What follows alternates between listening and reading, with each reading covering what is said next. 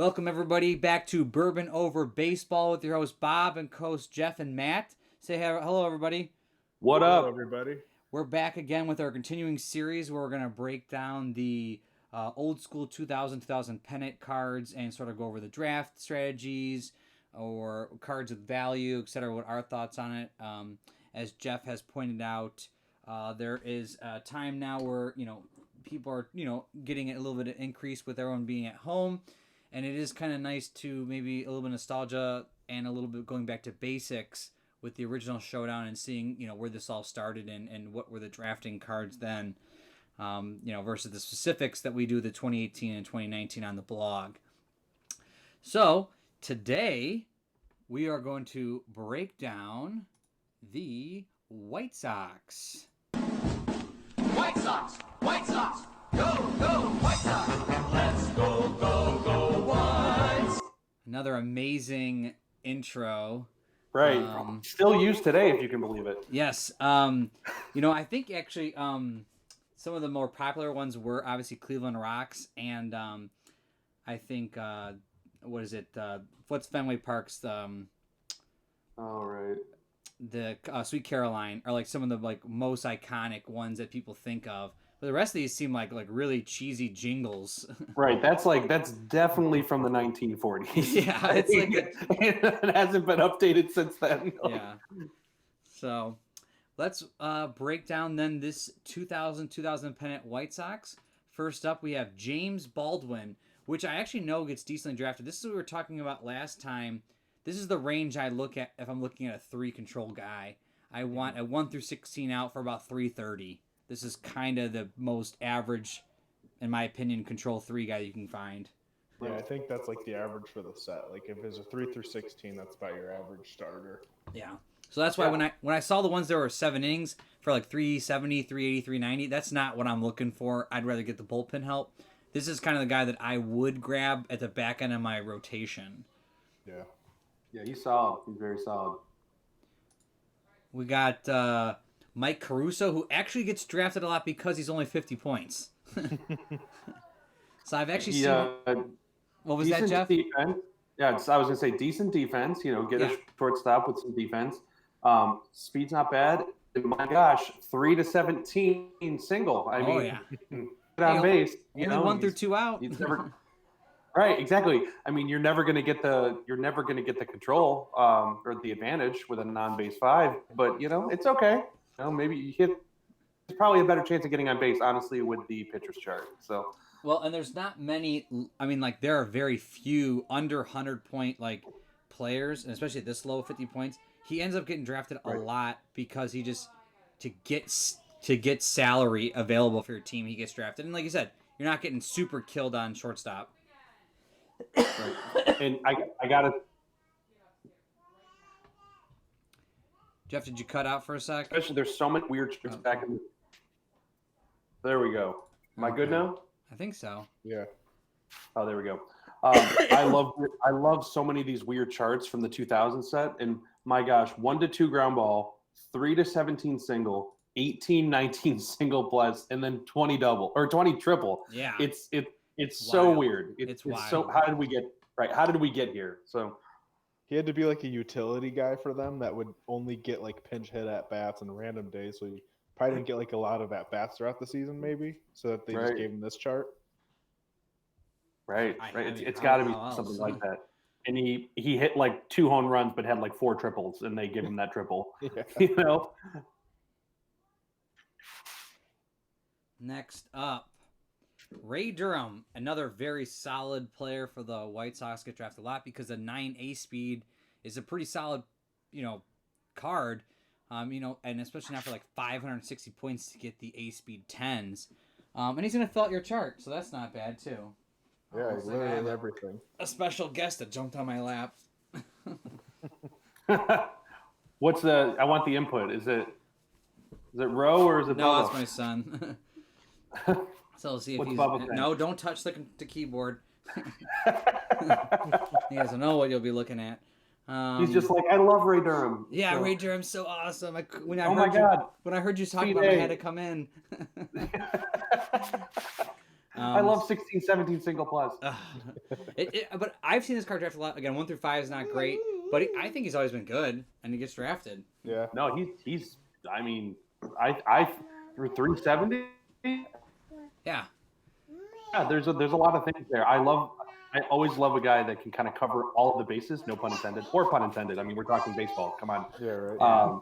He's got on base, speed, defense, and a decent chart. So yeah, I'm in.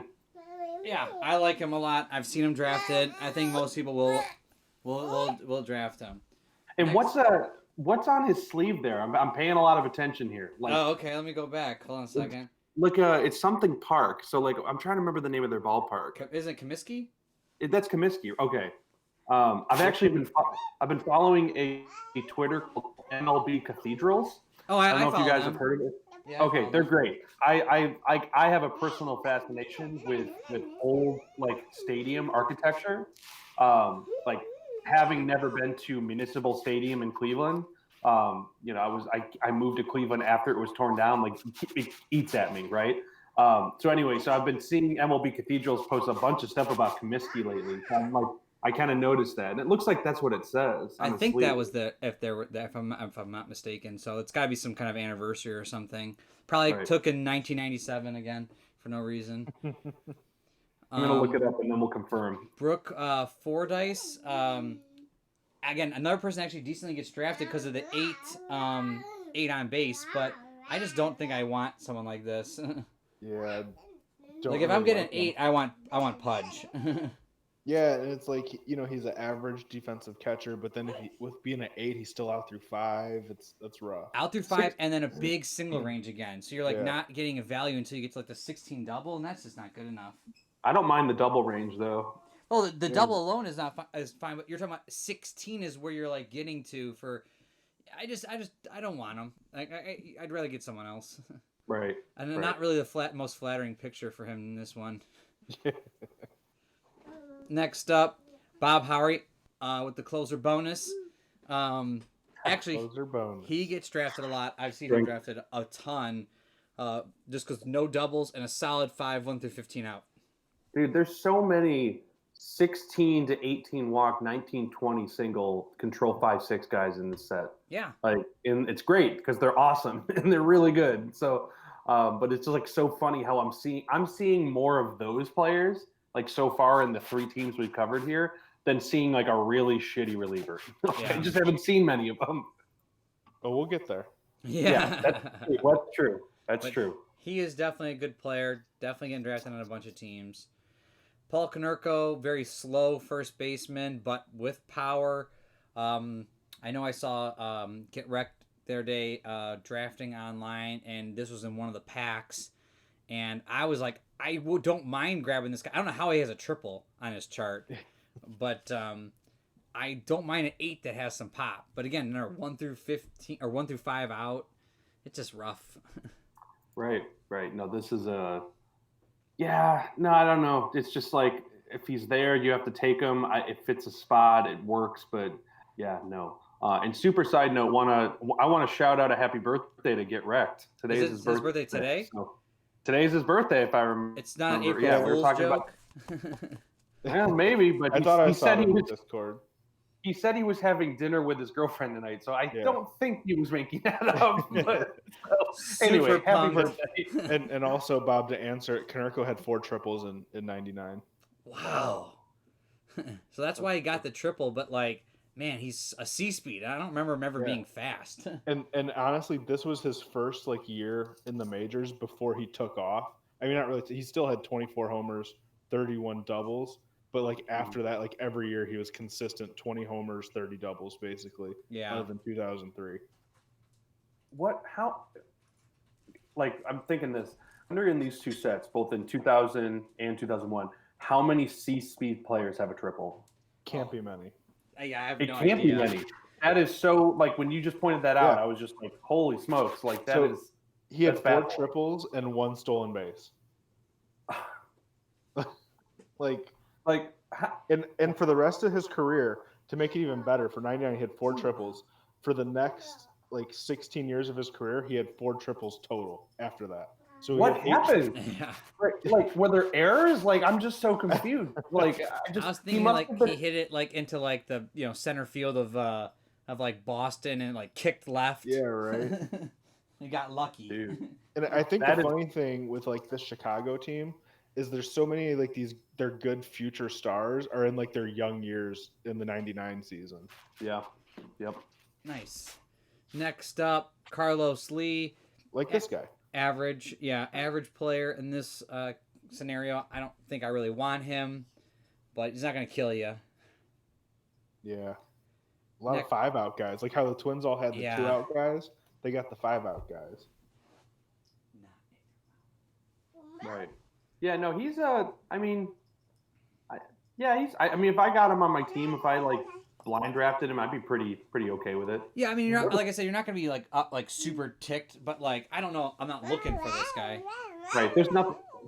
Same. There's nothing extraordinary here. Like, I feel like there's like so many of these players that like do unfortunately just kind of get thrown into the pile of they're fine. You know, like I feel like it's the ones that like we have a really crazy opinion, extreme one way or the other that are going to be noticed. You know, like I'm never going to forget Paul Konerko has a triple. I'm never going to forget that now. Yeah. That's Next up, Greg Norton, another 8, high out range. So a lot of these guys are getting on base, but there's not I mean, there's some pop. It's just not extreme, but these guys are all average, solid. Nothing defensive at all. Yeah. No, you're right. Like the Twins had Manglio defense. Ordonez, though, he's pretty solid. Again, another 1 through 5 out, but we got an 8 with plus fielding, average speed, and a lot of charts. So Also a triple. yeah, but at least he's B speed. Yeah. This is a great chart. Yeah, he's a good card. Yeah, this is a real. I mean, I know how I feel. Like, I need more walks than that. I'm just kidding. I don't need more walks than that. But 6 walk, and then at 7, he's hitting a single, so probably getting someone in. And for 320 and plus 2 outfield, Yeah, he's solid. left field, he is extremely solid. I think the funny thing, like with Showdown, because I feel like a lot of it translates to real baseball very well, except for walks. Like, you don't want your batters to walk in Showdown, but in real baseball, you're like, yeah, get on base, perfect. And like for pitching, you want your pitcher to give up a walk in Showdown, but in real life, you're like, damn, you can't hit the plate. Yeah, Like it's just funny. Like that's like the one thing that doesn't translate. I feel like. Right. No, I mean, there's a balance. Like, I think I was always like, I think it's okay to have. You can get your 1-2 guys getting on base in any way. Like that's kind of like of course, that's never changed. But I think it's closer to real baseball now, though, because like right now, if your guy walks, like if Joey Gallo walks, you're like, fuck, I really wanted him to hit a home run in real baseball and in Showdown baseball. Like that part makes sense, but I feel like, like most times if your batter gets a walk, like you're watching the game, you're like, oh, good, he got on base. But here you get your chart, you roll a walk, you're like, it's almost, you just got an out basically almost. Unless it's what's his face? Castro. What's his name that we just talked about? Caruso. Yeah. If he walks, I'm like, yes, thank you. Next up, Jim Park. Well, and I just want to say, Maglio Ordonez also has that same thing on his. You're the detail guy. Pretty sure that Comiskey was built. I'm paying attention. I'm looking for the little things. Comiskey was built in 1910. So that may have been 99, but that wouldn't make sense. I was thinking it was maybe like the 80-year or 90-year anniversary, but that doesn't really make sense. So anyway, I guess I'm still investigating now. Yeah. Next up, Jim Park. Really terrible because again, maybe you're okay because you don't have the double, but if I'm going to get a 0 guy, I'd rather get the 10-point Brian Bohannon or Derek Kyle than spend 160 points to get like one more out. Woof. Right. Woof. Yeah, this seems like a very expensive 0. He was god awful. I'm pulling up the stats of each guy because it's just funny. So if you guys have any stat questions, let me know. No, if you got something fun to share, throw it in there. So he had a 5.13 ERA. Ugh. And a 1.6 WHIP. 1.6. He was terrible. Like, he probably should have been like a 0 out through 16. And should have gave up probably a double. Yeah. Oh man, he's bad. Yeah, no, Next. there's no, I mean, like there's nobody that got this card and was like, oh hell yeah.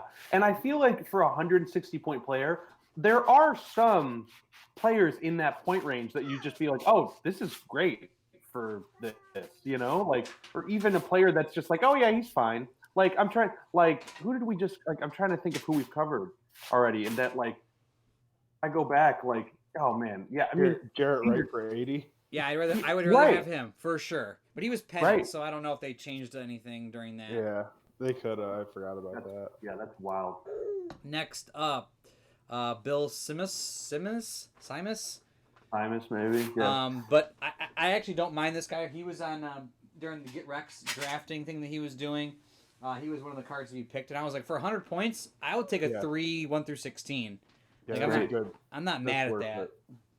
It's those like mid-tier relievers that are key to have, But it's just like if you're looking at it like in an overall draft for 50 more points, I could have, the what's his face? Was it Wells? Bob Wells? Yeah. Yeah. So you want the Bob Wells, but like if you're looking at an overall range of relievers, he's pretty solid for 100 points.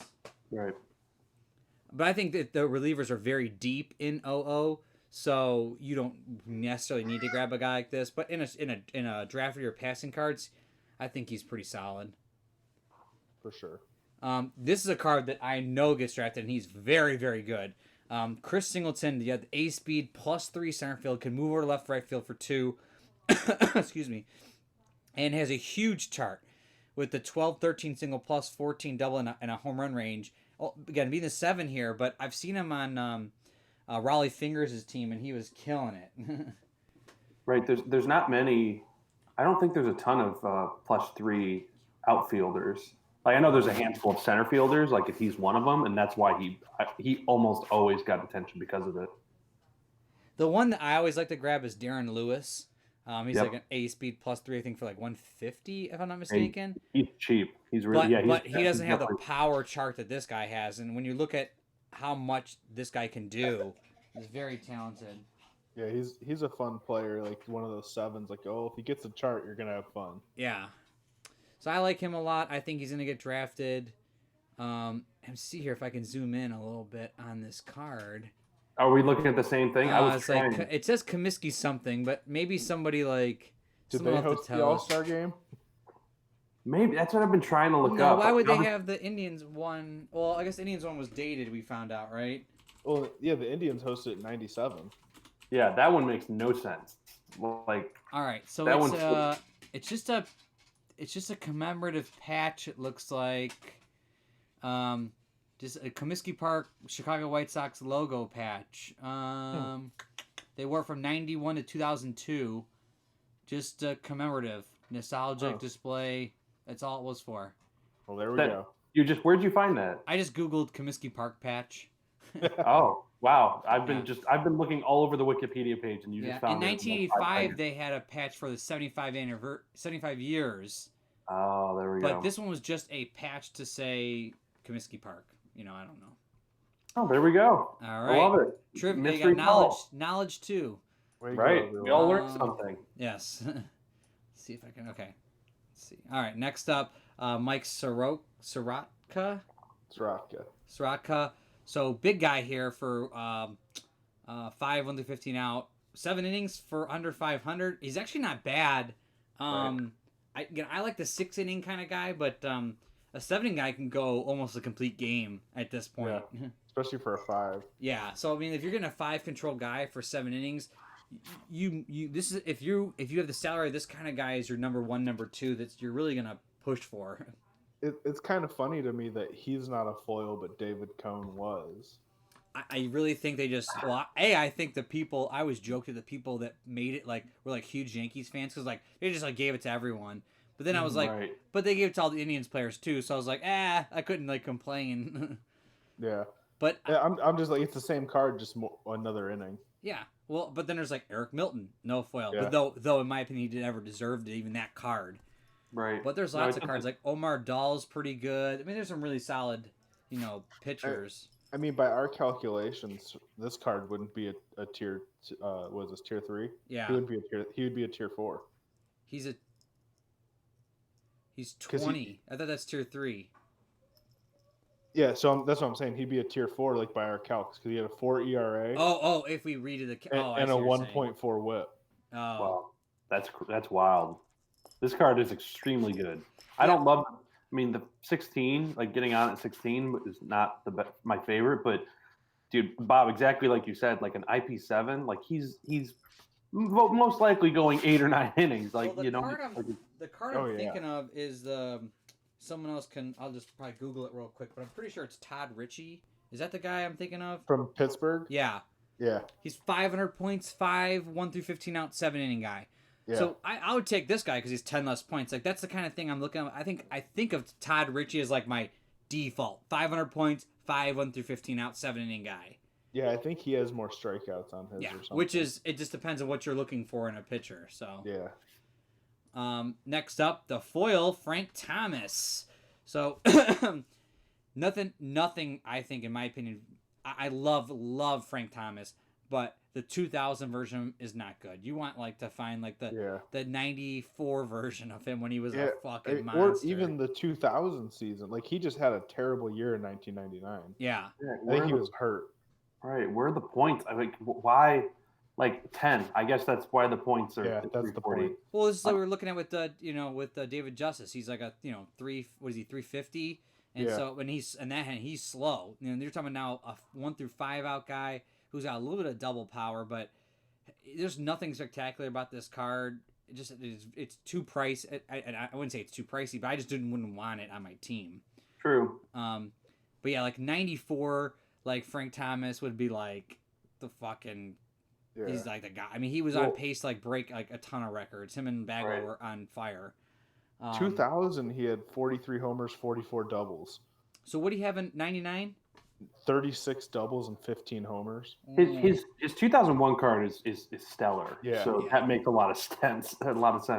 Yeah. So it just sucks because I love the Big Hurt and I saw him in person at the All-Star game in Cleveland this past year, and he is so big. He is ridiculously huge in real life. Like he's larger than life. He looks huge on this card. Like his arm is like he's a monster. Right. Oh my god, dude. My dad. Sidebar. My dad met him randomly at a strip club in Canada, and he said he filled up the entire doorway. And my dad was just like jaw dropped, like, "Holy fuck, this dude is big as hell." Yes. So, but yeah, I love the Big Hurt. I'm sad about this card, so wait to 01 to get him. Right. Next up, Craig Wilson. Nothing spectacular here. Another huge single range. Pretty bad. Keith Folk, don't mind our blurry card. We didn't have a good photo, and I can't find my version of Keith Folk for everybody. But you're talking about a guy that gets drafted a ton because of the huge out range. A 1 through 18 out is a tier 1, if I'm not mistaken. Yeah. Tier 1 pitcher that can go 2 innings. I've seen him played a lot. I actually don't like the 2-inning part because I'd rather have a 5 control guy that goes 1 inning and I pitch him 2 innings.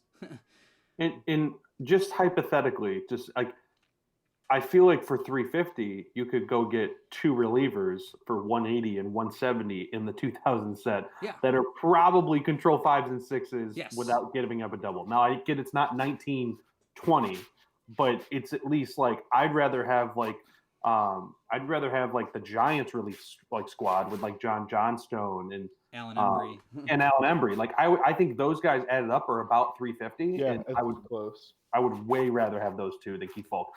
Yeah, I don't think he's bad. I love this card just because, like, 4 out through 18, you should every time you get your chart, you should be getting out, and you could almost 3 out through 18, you can go 3 innings with them. Yep. If your starter goes 6, you can finish the game with Folk and save your bullpen. Yeah, I've seen him played a lot. He's like Zimmerman and whatnot, and he does very well. A 4 is very solid. It's really when you get to that 3, you gotta be careful when you get to that Randy Johnson range. But the 4 does very well. And like you said, once you got the advantage, you ain't doing anything. I mean, you just shut him down. It's a lot of points like that. Like I get what you're saying, Like that's a lot of points to commit to one reliever, but if you're committing it to one reliever, I guess this isn't a bad option. Yeah, very true. Right, he always gets drafted. Whenever we've Oh, yeah. done 2000, he's always gotten drafted. That's not a question. I mean, like in your point, you could go Zimmerman at 180 and one of those Giants guys, and you're still below 350, and it's still like two really good relievers. But Right. And again, you're using two relief spots. I Yeah. get that, but like I feel like, but then you can hopefully go get somebody else with the Right. point. Like I don't know, like that. I feel tell like, you that though, that 18 out Jeff is like pretty ridiculous because I've seen it happen because Robert, my cousin, plays this guy a lot, and he'll just chart me. Like I can't even do anything. Like I just like Right, yep, no. yep, out, boom, out. 6 outs in a row, done. right, 18 out on a not just like a zero control. An 18 out is just devastating. It's truly devastating. It is the most deflating feeling that you're like, you just kind of throw your hands up and be like, what do I do? Like, I can't beat this. You know what I mean? Like, because because usually what happens is people are rolling 18, 19, 20, 18, 19, like it's around there. And no, losing that 18 is key. yeah, and I think for like your league, Bob, with your rules, how like if you throw a reliever 3 innings, it doesn't affect him the next game. But like the way that I've played is if you throw a reliever over his innings pitch, he's tired the next game. Yeah. So like that makes him more effective in mine because if you throw him 2, he can still go the next game because he didn't go over his innings pitched. Yep. And that is something that I like about yours and I've thought about doing. I know Clutch does something like that, which is really good. I like it because realistically you just blow your guy's arm out. Realistically, he shouldn't be able to pitch the next game. Right. I like that rule a lot. I haven't dove into it enough yet. Let me know how yours also works out. Did you do it last season too? I did it last year too. Did it seem really easy? I mean, and most really people realistic? drafted. Yeah, and most people drafted enough to where like to kind of prepare for it. Like if you have 2 good relievers, then you can kind of go, well, one will go 2 innings this game, and the other one will go 1, and then the next game, that the guy that pitched 2 is out, but the other guy can go 2, and then he's done for the rest of the series. But the other guy will still be available game 3. You just have to manage your bullpen, basically. Well, what I like about it is more managing. And that's what I like about Showdown. When we take away the strategy cards, which people either like or don't like, I don't like them. But what you fear is it becomes a dice game. And if it's just a dice game, you could just do this simulator. What's the point of even playing? But it's these manager decisions. Should I bunt here? Should I try to go from second to third? Should I try to intentionally walk this guy? Should I advance on a ground ball out or something, or move a guy home or whatever. I'll throw to a certain base. These are the decisions that make the game become more fun because you yourself are the manager of this team, also rolling the dice. Right. I think if we incorporated something like that into our league, I think you would start to see relievers and good relievers going quicker and earlier in our draft. Yeah, they were already quick enough in this last set. No, that's what I was about to say. We already are like reliever, like everyone's just kind of on edge about getting a reliever, like a good reliever fast. And it kind of like once one person does it in an early round, it kind of is that like, it's kind of that domino falling for all of the rest of them. And then everybody's picking good reliever. Like if we had like stricter relief rules, oh my gosh, it'd be like first round relievers getting picked. Yeah, and I think that's kind of where like the cross happens because like I didn't need to take 4 stud relievers for your league, but I did without thinking of the rules. I took them, and it's like I don't need all them. I could get rid of a couple. Right. It's like your tendency. Whereas like I know when I did your draft, I don't think it's not that I didn't fully understand, but I didn't like read that much into them to know that like, oh damn, like if you go well beyond the innings pitch, like you can't use them again. So then all of a sudden, like I drafted without thinking that and was like slightly panicking, being like, I don't think I'm in a good spot, but I'm just kind of playing it out to see what happens. So the other way Clutch does it too, like instead of maybe they don't do it, you're tired the next day, but when you become tired, quote unquote, so anytime you go down in control, then the other team automatically uses the mistake dice. Every dice roll. So once I went and passed my 2 innings here, every time they roll, they're using the 24-sided dice. That's how I think Clutch does it to get around it. So then it's like, shit, do I leave them in, knowing that they're literally rolling, a 20% chance better every single time, Right. That would be. I feel like in our league, like that guy would instantly be taken out almost every time. But these are the things, like you try to make more decisions for the owner. Like how do I go about this? Right. So, all right, next up we got Mark L. Johnson. We got I think he. Oh no, I was thinking of Charles Johnson. I was like, why does he have the L? Right. Actually, a decent value here. Right. He's a good catcher. I mean, compared to the other one, like they have two very average catchers. Yeah. Which I guess that's good in baseball terms. Like you got decent. Well, this one's got a arms better arm, and I just think he's cheaper. The other one was Yeah. like 220, I thought. So a below 200 point card with a good arm, good on base, and a decent chart, and not C speed. It's like, dude, like yeah, he's I'm into this. he's not bad at all. I He's kind a of good like that. value catcher. Yeah. I like him. See, next up, Sean Lowe. Pretty good doubles. here because I like the 16 out threes that are 100 points. This one's got no doubles for 20 more points. It's not bad. Yeah, I'm into it. Way into it. Yeah, it's not too bad here. And we got last up. We got Jose Valentine.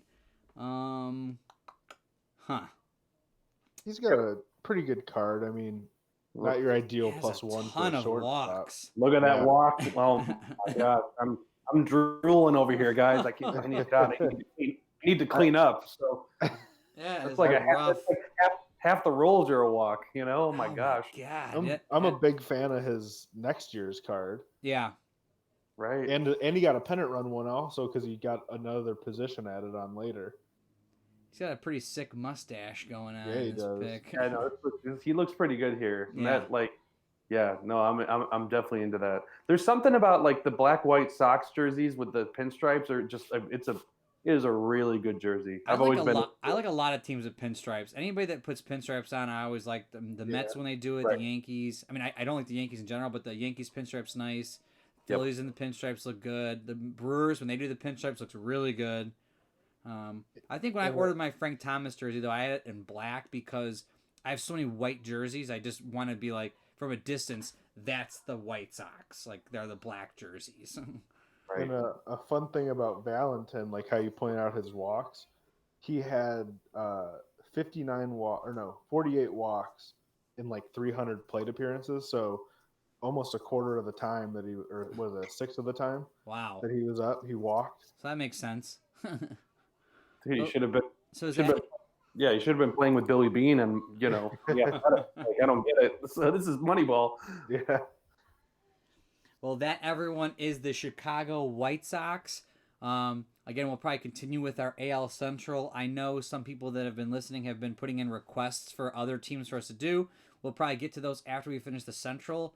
Just kind of want to kind of wrap up a thing so we don't get lost in this, back and forth. But yeah, follow us on Twitter. Hopefully, subscribe to the YouTube channel, Bourbon Over Baseball.